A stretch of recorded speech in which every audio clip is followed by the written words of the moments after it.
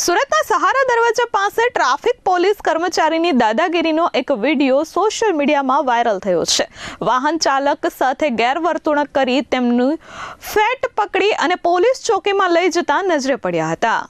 સુરત શહેરમાં આકરી ગરમી અને બફારા વચ્ચે સુરત શહેરના ટ્રાફિક પોલીસ વિભાગની એક શરમજનક ઘટનાનો વિડીયો સામે આવ્યો છે। સહારા દરવાજા બ્રિજ નીચે ગ્લોબલ ટેક્સટાઇલ માર્કેટ પાસે આવેલી ટ્રાફિક પોલીસ ચોકી નજીક એક ટ્રાફિક પોલીસ કર્મચારી દ્વારા વાહન ચાલક સાથે ગેરવર્તણૂક કરવામાં આવી હોવાનો વિડીયો સોશિયલ મીડિયા પર વાયરલ થયો છે। વિડીયોમાં સ્પષ્ટ જોઈ શકાય છે કે ટ્રાફિક પોલીસના જવાન વાહન ચાલક સાથે ઉગ્ર બોલાચાલી કરી રહ્યા છે અને ત્યારબાદ ચાલકનો કોલર પકડીને તેમની સાથે અભદ્ર ભાષામાં ગાળાગાળી કરી રહ્યા છે। આ ઘટનાએ સુરત ટ્રાફિક પોલીસની છબી પર સવાલો ઊભા કર્યા છે। ટ્રાફિક પોલીસ જવાન માત્ર ગાળાગાળી જ નથી કરતા, પરંતુ વાહન ચાલકના માથા પર હાથ વડે ધક્કો મારતા અને તેમના વાળ ખેંચતા પણ નજરે પડે છે।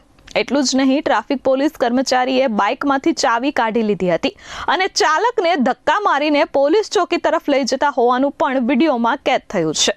આ ઘટનાનો વિડીયો સોશિયલ મીડિયા પર વાયરલ થતાં જ લોકોએ પોલીસની કામગીરી સામે આકરા પ્રહારો કર્યા છે।